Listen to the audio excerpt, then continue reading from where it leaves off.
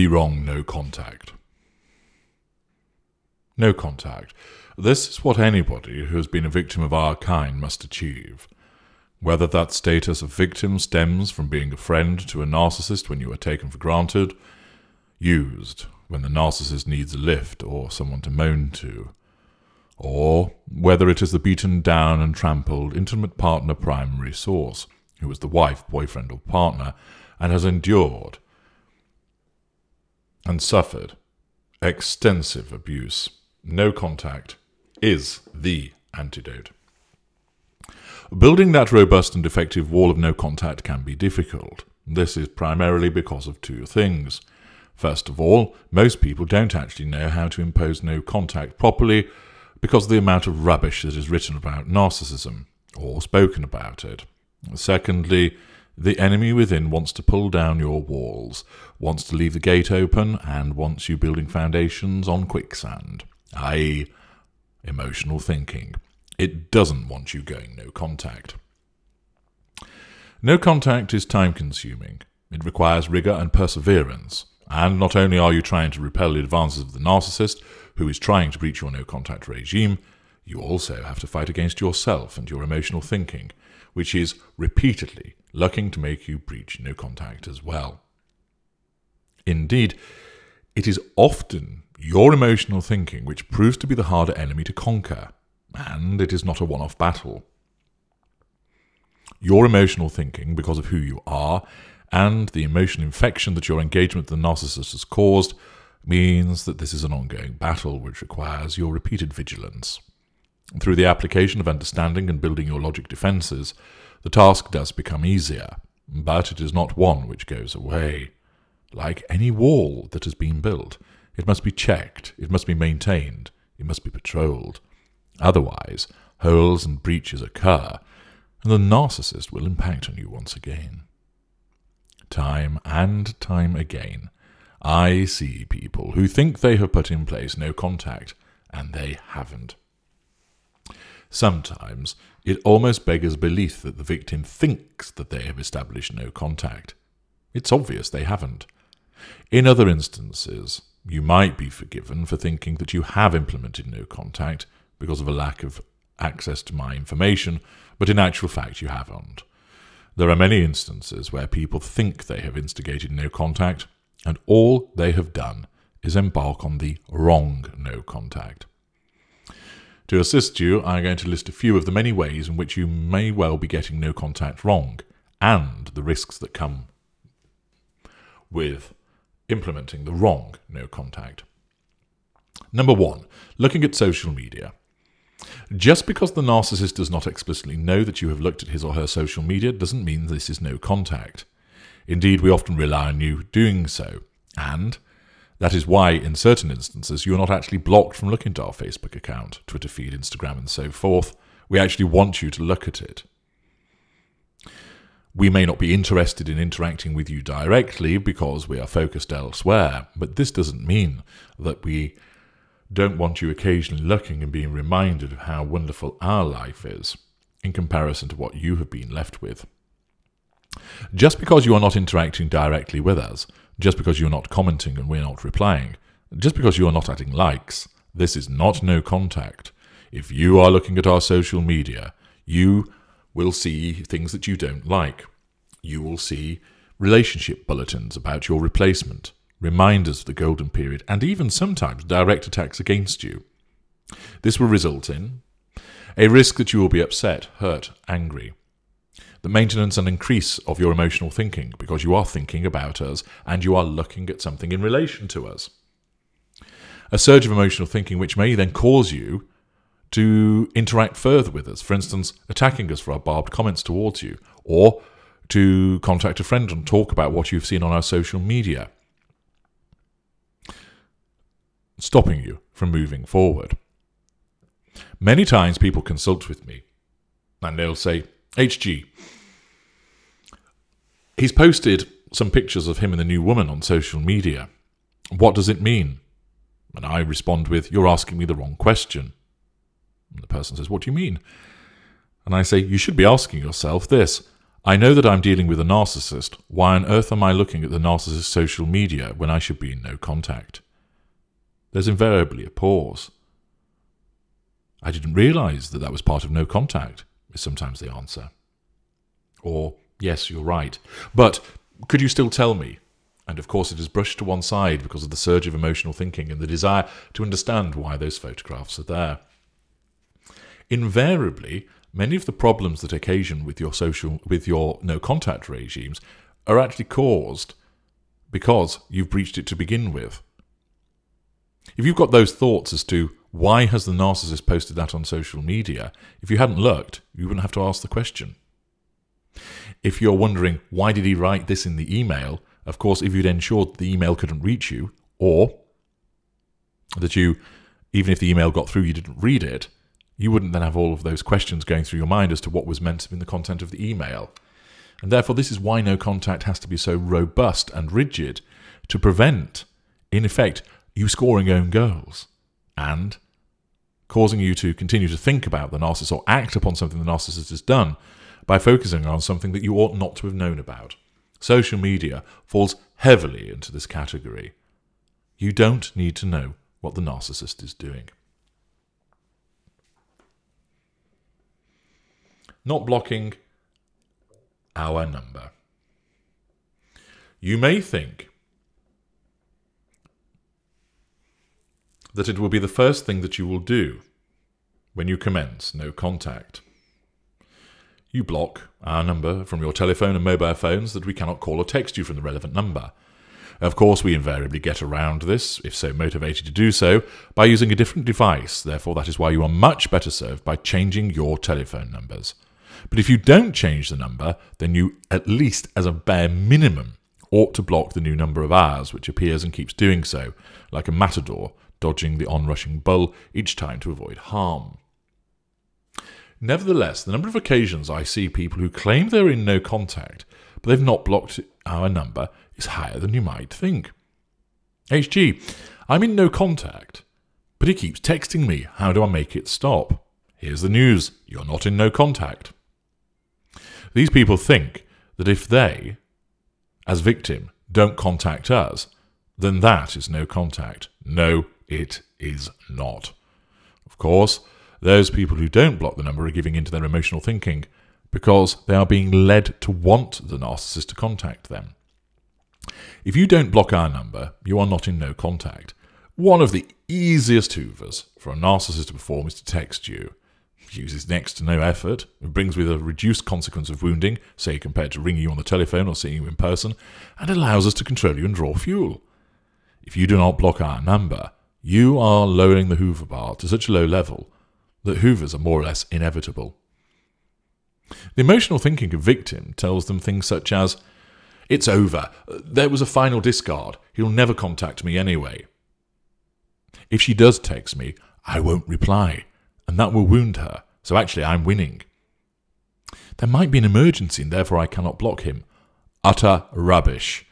First of all, there's no such thing as a final disengagement or final discard. We will contact you, subject to the Hoover triggers being activated and the Hoover execution criteria being met. If you don't block us, this is going to happen. You will be hoovered. If you allow a text through, you are maintaining interaction with the narcissist and you will suffer a surge in emotional thinking, which may very well result in you then responding. And before you know it, you are being subjected to our control. You are providing us with fuel, and you're increasing your emotional thinking even further, and you could even be drawn back into the formal relationship. Months later, you'll ask, how the hell did that happen? Listen to Slice, Slice and Slice Again for an excellent example of how that comes about. And don't think that it won't happen to you. There is a risk that it will. Every text which arrives adds more and more to your emotional thinking until such time that you lose insight and you no longer resist. Oh, I hear your protestations that you can resist, but I have witnessed repeatedly such resolve melt away. If you are playing Russian roulette and you pull the trigger once and don't blow your brains out, you've survived. Pick the gun up again and again and again, you will eventually kill yourself. Why on earth are you keep picking up the revolver? You don't need to, so don't. This is the similar effect of repeatedly engaging with us by allowing those texts through. You will succumb. So what if there is an emergency? I recognise that you are kind, decent and honest, but we are no longer your concern in that respect. You need to remind yourself that you have no obligation towards us.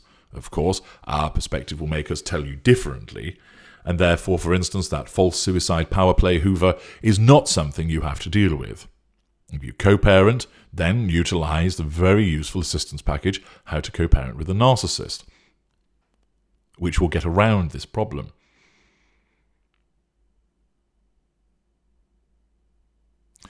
When the narcissist realises that you are not responding, you will see how the Hoover attempts start to diminish. Number 3, keeping our telephone number. You may say that you will not use it and therefore think that this is no contact. But once again, this is not no contact. With our number sat in your phone, even if you have changed the description to arsehole number 1, shit for brains or narcopath, you are creating problems. You see the name and number, and you are then reminding yourself of us, and therefore this is a breach of no contact, its ever-presence. You're leaving open a gateway. There will be an occasion when your emotional thinking surges and causes you to try to contact us. If our number is there, you will use it and message us or ring us. If there is no number, you can't call us.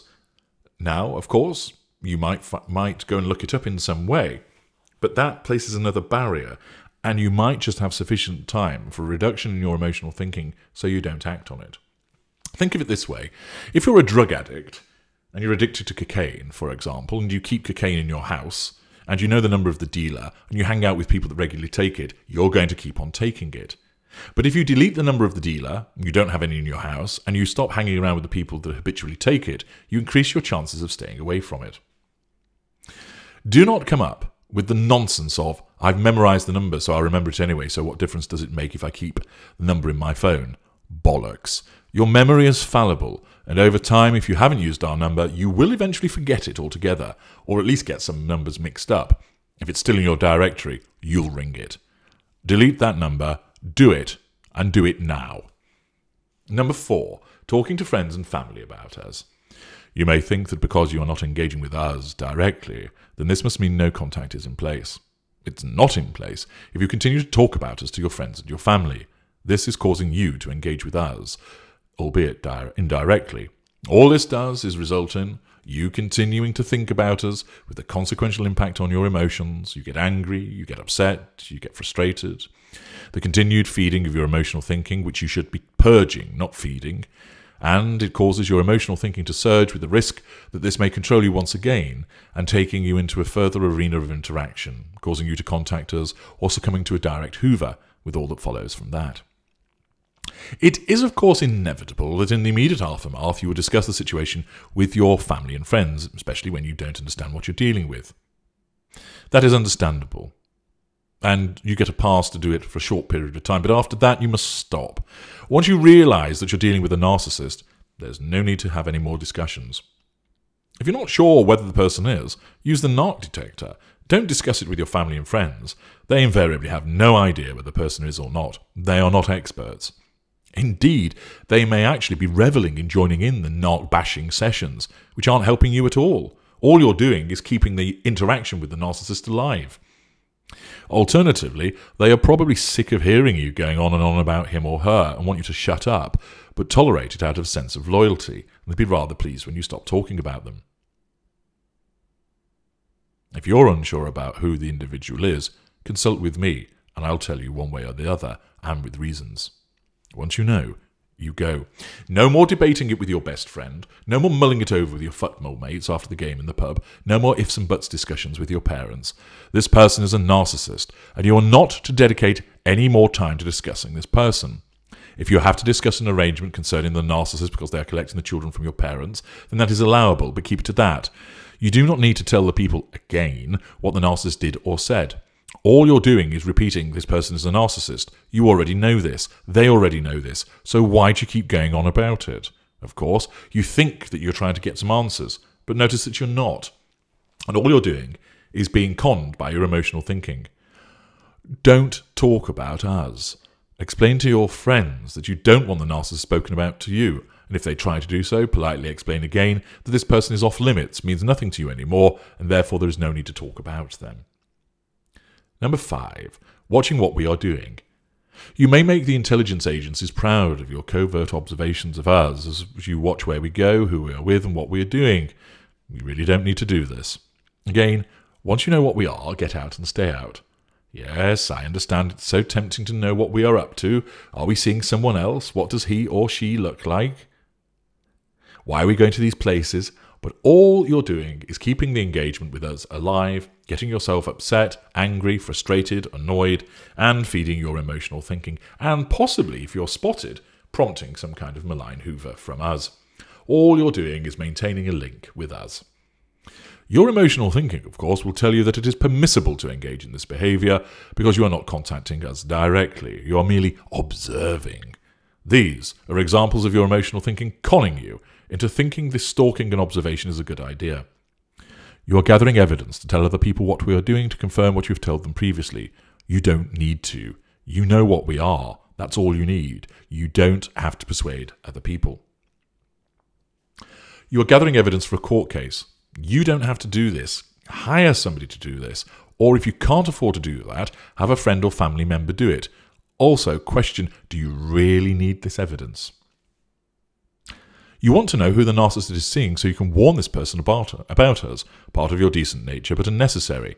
You owe the new person, the new victim, no such obligation to warn them, and in any event, it is unlikely that you will be believed because of the smearing that will be done against you.